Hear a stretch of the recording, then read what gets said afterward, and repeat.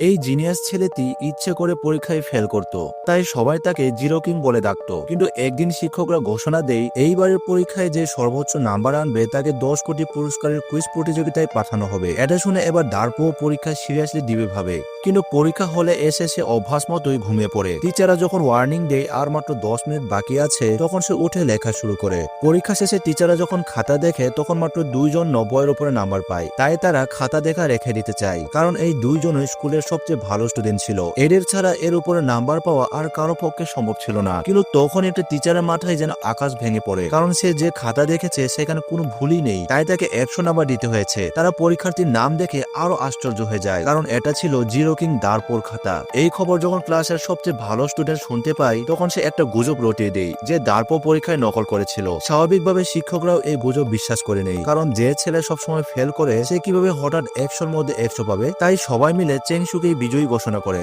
সবাই চেংশুর বিজয় খুশি ছিল, একজনকে বাদে, ইনু, দার্পোর ভাটিজি। কারণ সে জানতো দার্পো যেমনই হোক কিন্তু মিথ্যার আশ্রয় কখনো নিবে না। তাই সে চেংশুকে গিয়ে চ্যালেঞ্জ করে সে দার্পোকে নির্দোষ প্রমাণ করে ছাড়বে। চেংশু তাকে শর্ত দেয়, ইনু যদি এটা করতে না পারে তাহলে সে তাকে 10টি থাপ্পড় মারবে। বাসায় এসে ইনু প্রমাণ জোগাড় করতে দার্পোর ড্রয়ার চেক করে, যেখানে সে একটি বই একটি লাইব্রেরির ঠিকানা পায়। তারপর সে লাইব্রেরিতে গিয়ে রেজিস্টার বুক চেক করে অবাক হয়ে যায়, কেননা লাইব্রেরির সব বই দার্পোর পড়া শেষ হয়ে গিয়েছিল।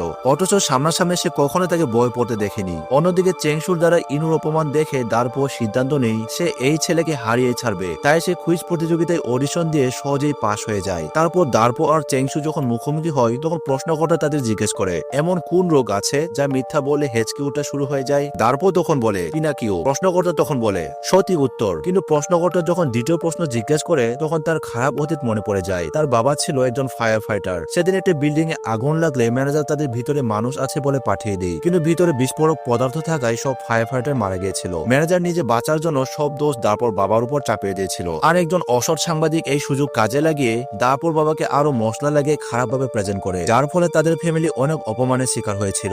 অপমান সহ্য করতে না পেরে দার্পোর মা সমুদ্রে ডুবে আত্মহত্যা করেছিল। তারপর দার্পোকে দত্তক নিয়েছিল এক ফ্যামিলি, আর সেখানে সম্পর্কে ভাতিজি ইনুর সাথে তার ভালো বন্ধুত্ব গড়ে উঠেছিল। কিন্তু একদিন টিভি ঠিক করতে গিয়ে সে জানতে পারে সেই অসৎ সাংবাদিক হচ্ছে ইনুর মা। তারপর থেকে সে ইনুর থেকে দূরে সরে গিয়েছিল, আর ইচ্ছা করে সে অনেক সময় তার সাথে খারাপ ব্যবহার করত।